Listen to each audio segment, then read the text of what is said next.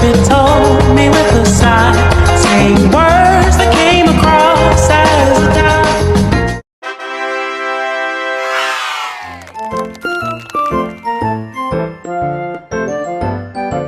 Assalamualaikum warahmatullahi wabarakatuh. Waalaikumsalam warahmatullahi wabarakatuh. Baik anak-anak, sebelum kita mulai pembelajaran pada hari ini, siapa ketua kelasnya di kelas ini? Iya. Baik, ketua kelasnya silakan pimpin doa untuk teman-teman. Mari kita berdoa sesuai dengan keyakinan kita masing-masing. Berdoa dimulai.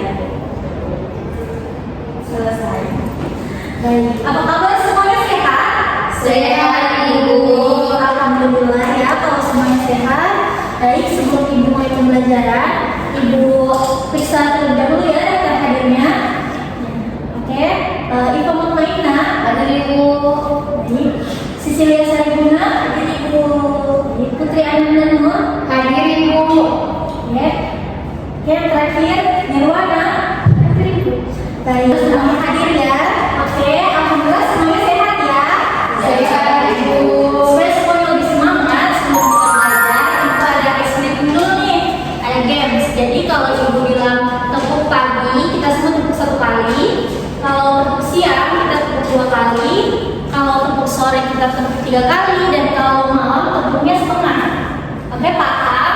Paham, Ibu. Tepuk pagi, tepuk siang, tepuk sore, tepuk malam, tepuk pagi, tepuk sore, tepuk malam. Oke, semuanya fokus ya. Tepuk tangan dong untuk kita semua. Oke, ada yang masih ingat minggu lalu kita belajar tentang apa? Tes deskripsi, Ibu. Wah, betul sekali ya Putri. Minggu lalu kita belajar tentang teks deskripsi. Jadi ada yang masih tahu tidak apa itu teks deskripsi? Teks yang mendeskripsikan sebuah objek, Ibu. Ya, betul sekali ya Putri. Jadi teks deskripsi itu dia mendeskripsikan sebuah objek seolah-olah kita sebagai pembaca atau pendengarnya itu ikut melihat atau ikut menyaksikan secara langsung apa hal yang sedang dideskripsikan. Nah, pada kesempatan hari ini kita akan belajar topik yang berbeda dari topik pertemuan sebelumnya, yaitu kita akan belajar tentang teks prosedur. Nah, sebelum kita belajar tentang teks prosedur, Ibu ada beberapa pertanyaan. Mana tahu ya, adik-adik di sini semua sudah ada yang tahu mengenai teks prosedur. Jadi di sini ada yang mau maju ambil pertanyaan di sini atau Ibu tunjuk? Tunjuk. Oke, Cecilia silakan maju ke depan. Oke, Cecilia silakan dipilih salah satunya nomor 1 sampai nomor 4. Mau ambil yang mana?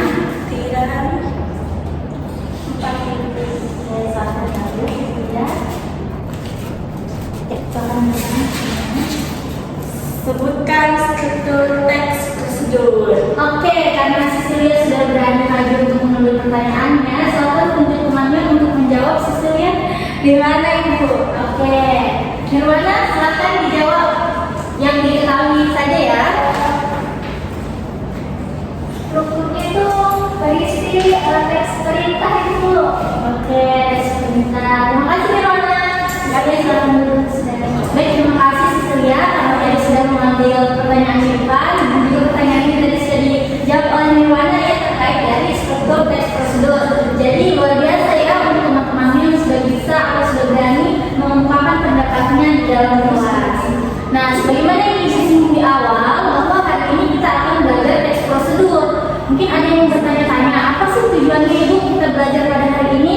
Jadi tujuan pembelajaran yang akan kita capai pada kesempatan hari ini adalah untuk melatih kemampuan peserta didik menulis secara runtun dan sistematis mengenai beragam konteks dan tujuan melalui latihan menulis teks prosedur sederhana.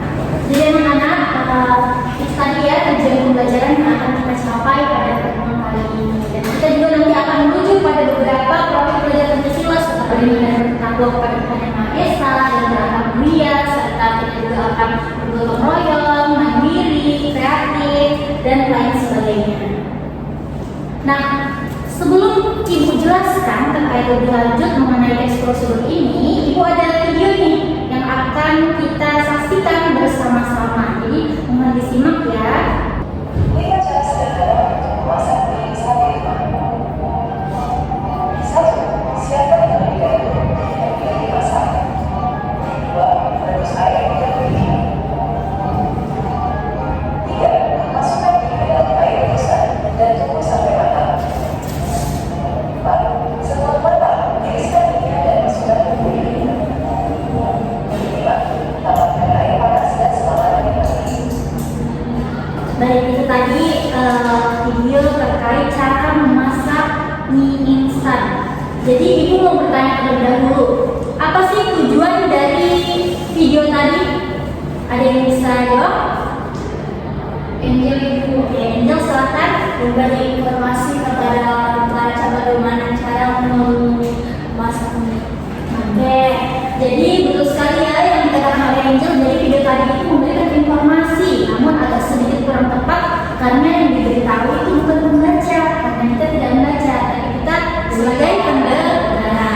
Oke, jadi ibu ingin bertanya nih, berdasarkan hal tersebut, apakah video tadi termasuk dalam prosedur? Termasuk Ibu. Oke, Putri, apa alasannya Putri? Karena buat langkah-langkah di dalamnya Ibu. Baik, betul sekali ya Putri, karena dia memuat langkah-langkah di dalamnya. Nah, kalau tadi kita melihat mengenai video membuat mie instan, ini kita sajikan nih dalam bentuk teks prosedurnya. Jadi kurang lebih, apabila video tadi kita bawakan ke dalam teks prosedur, itu nanti jadi seperti ini. Nah, kita sudah mengetahui contoh dari teks prosedur. Lalu apa sih Ibu itu teks prosedur yang sebenarnya? Jadi teks prosedur yang sebenarnya adalah teks yang memberikan petunjuk atau panduan untuk melakukan sesuatu secara beruntun sehingga menghasilkan apa yang kita inginkan, apa yang menjadi tujuan kita sebagai pembaca maupun pendengar. Oke, sampai sini dapat dipahami ya? Iya Ibu. Oke. Nah, adapun tujuan dari teks prosedur itu untuk memberikan informasi kepada kita sebagai pembaca atau pendengar agar mengikuti langkah-langkah atau perintah yang diinstruksikan di dalam teks tersebut. Nah, untuk apa? Untuk mencapai tujuan yang ingin kita capai tadi selaku pendengar ataupun pembaca. Nah, anak-anak, jadi teks prosedur itu tidak hanya melulu mengenai bagaimana cara membuat sesuatu saja, tetapi ada 3 jenis teks prosedur. Yang pertama, sebagaimana yang sudah kita lihat tadi contohnya, yaitu cara membuat sesuatu. Contohnya seperti membuat mie instan tadi ataupun nasi goreng. Sedangkan contoh yang kedua adalah cara menggunakan alat. Nah, ada yang tahu contohnya? Apa? Oke, silakan Angel. Cara menggunakan kompor. Nah, betul sekali Angel. Jadi contoh salah satu teks prosedur cara menggunakan alat itu adalah menggunakan kompor. Jadi kita biasa juga menemukan teks prosedur tersebut di karton-kartonnya atau di bungkus alat yang baru kita beli tadi. Jadi diberitahukan bagaimana sih cara menggunakan alat tersebut. Sedangkan yang ketiga adalah teks prosedur melakukan satu kegiatan. Nah, ini ada gambarnya nih. Ada yang bisa kasih contoh? Apa itu? Jadi cara melakukan kegiatan. Ada yang tahu? Saya itu Dari Ikhlas silakan. contohnya ketika misalnya kita mau mencuci piring itu, langkah-langkahnya pasti harus kegiatan baskom dulu, terus tuangkan sabunnya, terus ada sponsnya itu, kemudian piringnya juga dibersihkan dulu baru disabuni, baru nanti dibilas dan dikeringkan itu. Ya, luar biasa ya Iva, contoh teks prosedurnya sangat lengkap. Berikan tepuk tangan dulu dan kepada temannya.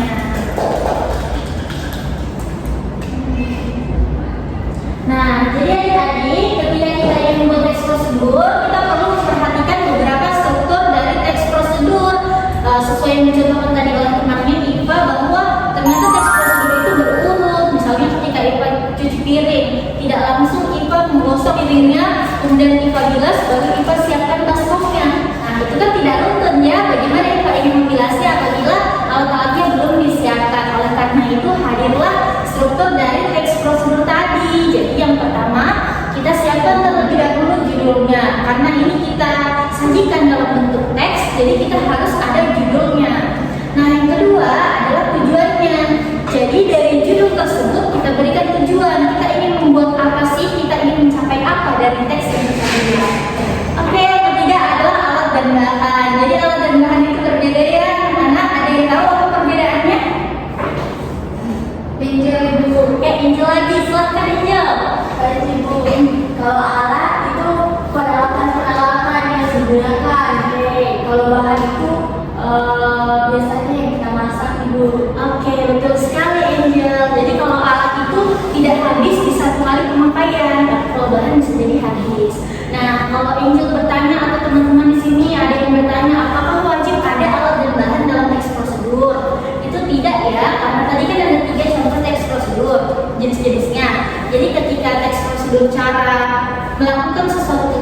biasanya tidak disertai dengan alat dan bahan. Nah, ini kan bagaimana saja langkah-langkah kita melakukannya.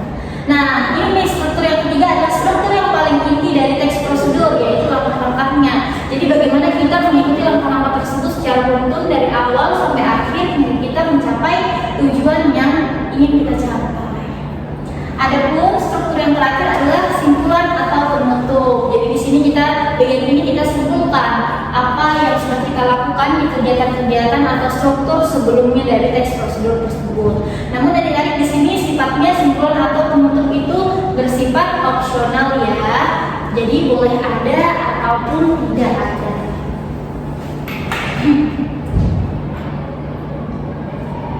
Oke, jadi karena kita sudah tahu terkait dengan teks prosedur dan bagaimana langkah-langkah kita membuatnya, yaitu dengan menerapkan strukturnya.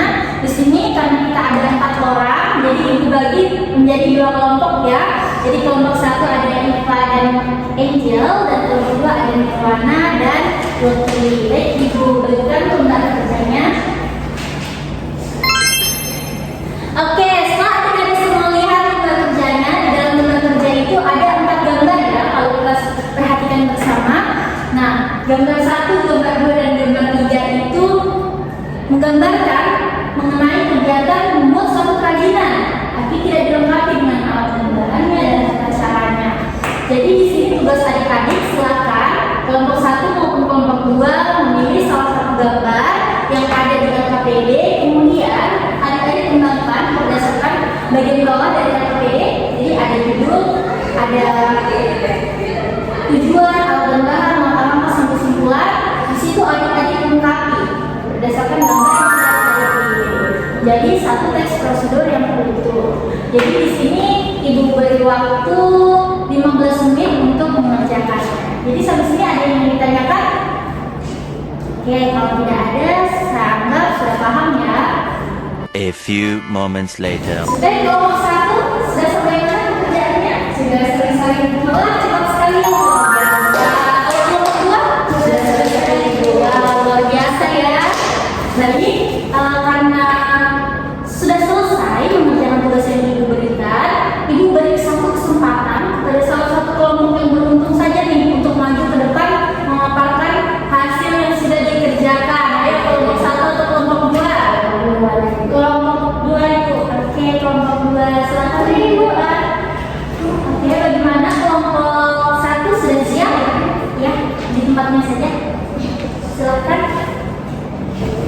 Baik Ibu, di sini kelompok 2 kami pilih gambar pertama, yaitu membuat lampion benang. Nah, lampion benang pol ini diberikan waktu sehingga pencahayaan pertama ini jadi lebih nyaman, tidak terlalu terang dan juga tidak terlalu gelap. Nah, untuk bahan dan alatnya di sini diperlukan wadah dan gunting.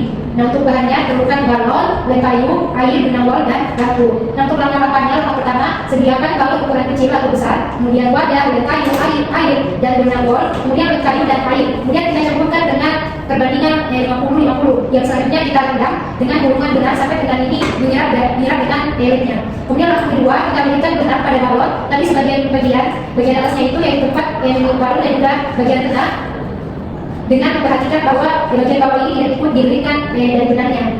Kemudian langkah ketiga, kita guyur balon lampion dengan sisa dari airnya. Setelah itu kita jemur di bawah terik matahari sampai kering. Langkah keempat, keluarkan udara yang ada di dalam balon sehingga balon dapat dilepas. Saat ini kita telah mendapatkan lampion benang setengah jadi. Langkah kelima, tidak lupa bagian atas yang sudah berubah kita masukkan untuk tempat fitting lampu. Kita pasang fitting lampu itu di situ.